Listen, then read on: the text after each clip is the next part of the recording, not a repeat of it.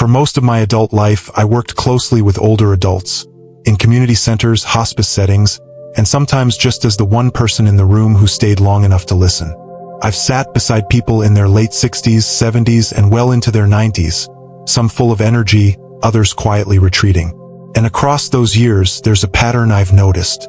It's not just the aging itself that challenges people. It's the noise around how we're supposed to age, what we're told to do, what we think we're doing right. And strangely enough, some of the most dangerous things I've seen weren't what people avoided, but what they clung to, thinking it was good for them. I remember a woman named Lorraine. She was 74 and proud of her morning routine. A brisk 30-minute walk every day, rain or shine. She believed it was keeping her strong. But when she stumbled one morning in her driveway and fractured her wrist, the deeper issue became clear. She hadn't trained her balance in years. Walking, it turns out, was never the problem. The problem was believing that it was enough. This is the first quiet lie I often see, that walking alone will keep you strong. It's not that walking is bad. It's calming, familiar, but it doesn't challenge your core. It doesn't build upper body strength. It doesn't protect your joints the way resistance training does. Lorraine later admitted she hadn't done any kind of strength or balance work since her 50s. I thought if I just kept walking, everything else would follow, she told me. But our bodies age unevenly. Walking works the legs, sure, but the stabilizers, the grip, the posture muscles, those need more.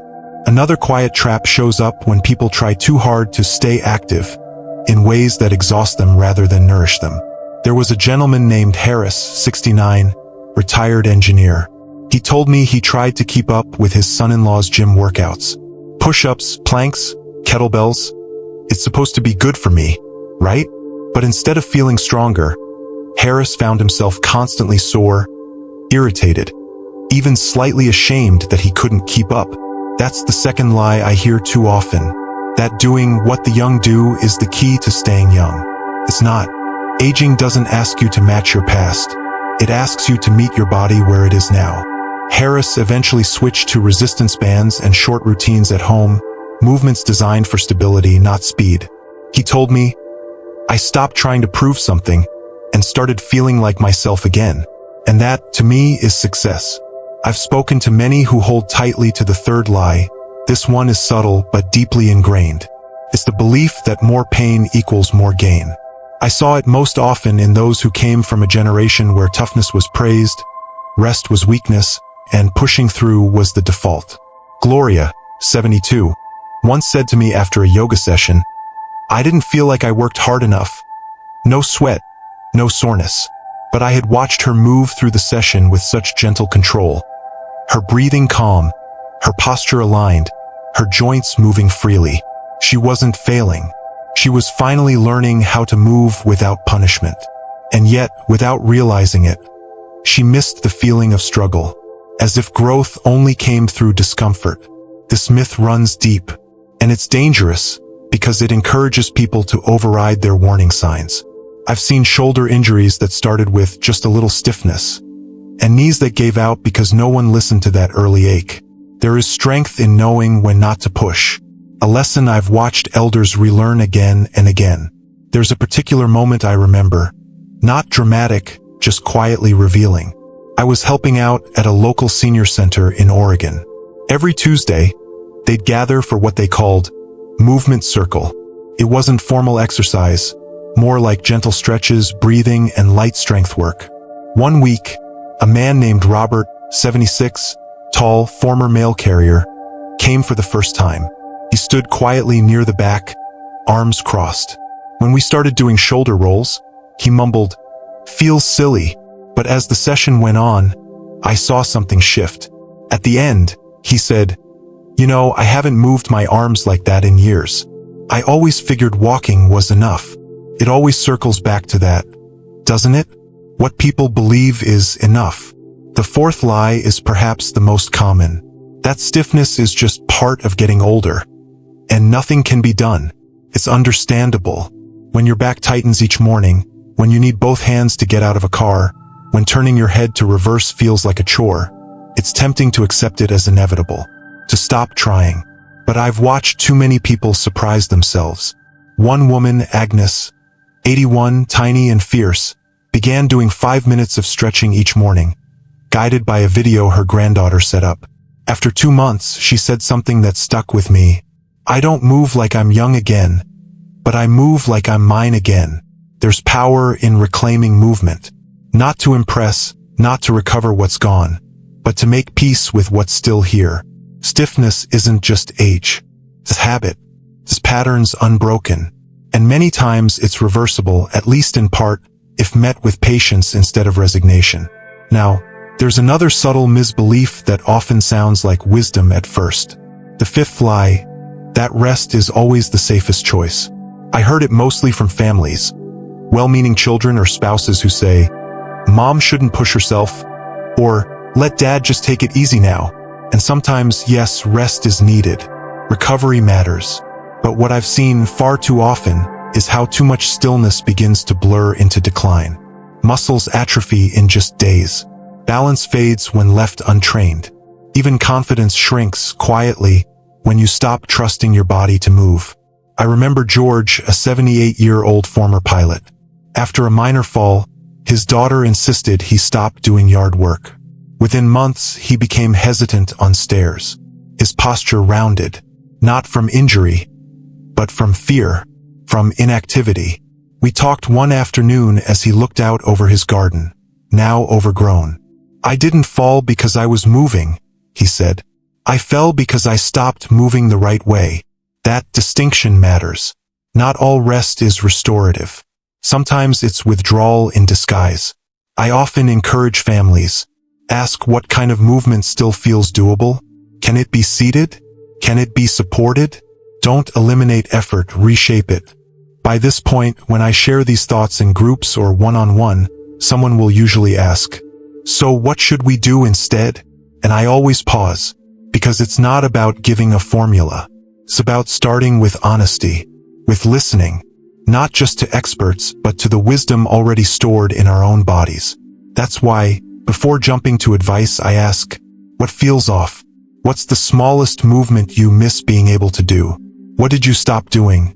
Not because you couldn't, but because you didn't believe it mattered anymore. Those questions open doors. If you're still here, feel free to leave your thoughts below. I read each one with care. Sometimes they stay with me for days. And sometimes what you share becomes the reason someone else begins again. There's one more belief I often hear, sometimes whispered, sometimes disguised as humility. At my age, it's too late to start. This might be the most harmful lie of all. Not because it's loud, but because it's quiet. It doesn't resist. It just quietly folds in on itself. It's the soft resignation that settles in joints before illness ever arrives. The kind that says, "I've missed the window, so why try now?" I met Irene when she was 83. She had been widowed for years, lived alone, and mostly kept to her recliner and crossword puzzles. Her daughter brought her to one of our gentle movement classes, more for social connection than physical therapy. Irene didn't participate much that first day, but at the end, she sat beside me and asked, "Is it true that even now, I could get a little stronger?" I looked at her, thin frame, fragile wrists, but alert eyes, and I told her the truth. Yes, not like you did at 40, but like you can now. That's the difference.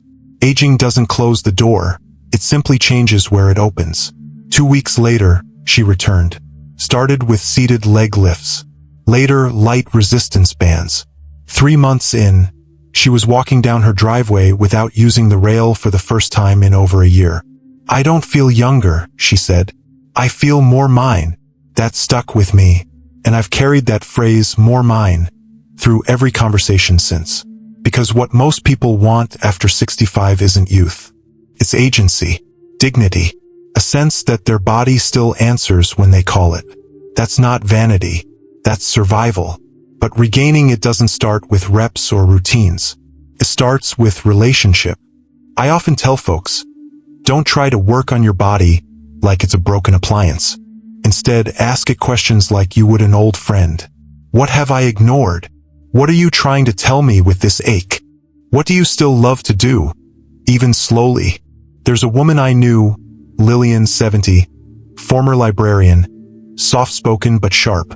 She told me her movement breakthrough didn't come from a workout, but from reaching for books again. "I missed the stretch of the upper shelf," she said with a laugh. "Turns out, that motion was keeping my shoulders alive." So she made it part of her daily routine. Reaching, twisting gently, even organizing her pantry as practice. Her movement came not from obligation, but from meaning. That's what changes things. Not programs, not protocols, but a shift in the way we see effort. Not as a punishment, but as an invitation. One of my favorite conversations was with a retired hospice nurse, Miriam, 68 at the time, who had spent decades watching people in their final chapters. She said, "You know what I noticed most? The ones who aged peacefully weren't the fittest. They were the ones who never stopped interacting with their own body, even if it slowed down." That stayed with me, because it wasn't about preventing aging, it was about staying in conversation with it. What if that's what we need most? Not a new routine, but a renewed relationship. With our breath, with our joints, with the little muscles behind the knees or between the ribs. We rebuild trust not by pushing, but by noticing. And sometimes the first step isn't movement at all. It's attention. When people ask me what movement should look like after 65, I tend to avoid the word should. Carries too much weight. Instead, I ask what would feel honest right now. Sometimes that answer is as small as stretching both arms overhead in bed, letting your spine elongate with the breath. Other times, it's swaying side to side while brushing your teeth, gently reminding the hips they still remember rhythm. A woman named Joan, 69, living with early-stage Parkinson's, told me her first act of daily movement was simply rolling her ankles before getting out of bed. "One foot, then the other," she said. "It tells my legs we're still a team." There's something beautiful in that. How movement can be more about reconnection than exercise. One man I worked with, Clifford, used to be a dance teacher. Now 73, with arthritis in both knees, he couldn't dance anymore the way he used to. But he'd play old tango music in the kitchen and let his hands glide in the air, as if holding an invisible partner. "It's not the steps I miss," he said. "It's the remembering. The music reminds my body it once moved with purpose." These are the kinds of practices we don't see in brochures or fitness ads, but they matter deeply, because after 65, our relationship with movement becomes less about changing the body, and more about listening to it. There's a therapist I admire, Carla Mendez, works in mobility recovery for seniors, who once said, "Movement isn't just physical. It's emotional negotiation between what was, what is, and what still might be possible." I've held on to that thought. So when someone says, "I can't do much anymore," I ask, what would gentle engagement look like? Is it walking 5 steps barefoot on the carpet to feel the ground beneath you? Is it pressing your palms together and noticing which side feels tighter? Is it lifting a cup of tea with both hands, slowly, with care? It doesn't have to look like fitness. It just has to feel like presence. I once saw a woman in a memory care unit. Her name was Elise, 86, who used to knit before dementia made her hands too uncertain. But one afternoon, the activity coordinator gave her a soft ball of yarn and simply asked her to hold it. Elise didn't speak, but she traced the yarn with her fingertips for several minutes. Slowly, intently. That was movement. That was connection. Her daughter, watching from the corner, began to cry. "She hasn't reached out for anything in weeks," she whispered. Sometimes, movement doesn't begin with motion. It begins with invitation. A gesture that says, "You're still here, and I'm still with you." For family members, I always offer the same advice. Don't focus on motivating. Focus on joining. Ask if you can move together. Suggest a walk not for exercise, but for noticing the sky. Do stretches while chatting about dinner. Let movement happen inside conversation, not instead of it. We're not trying to coach someone back to life. We're offering them a hand while they find their way forward. So often, I've seen the most progress come from the lightest touch. Not the heavy schedule, not the plan taped to the fridge, but the presence of someone who says, "I'll go slow if you will, and we'll both be better for it." What I've learned across decades of watching people grow older is that the body never fully gives up on us. It just waits. It waits for us to notice, to speak to it again, to offer kindness where once we offered only correction. You can call it movement, you can call it therapy, but I think of it simply as returning. Returning to a body that has carried you quietly, even through seasons where you stopped listening. One of the most profound things I ever heard came from a man in his 90s, James, a retired train conductor. He said to me, "I don't need to do what I did at 40. I just need to know this body still belongs to me." That's the heart of it, isn't it?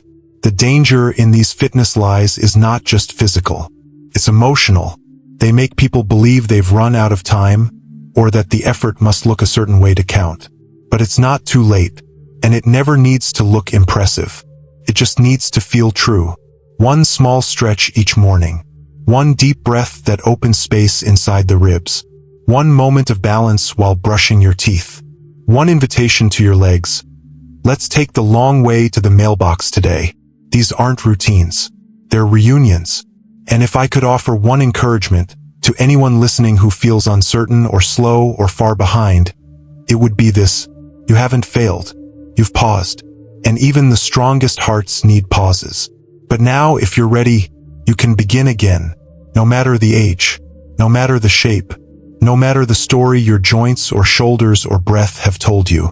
Begin again, not to prove anything, just to remember that you are still here and still whole.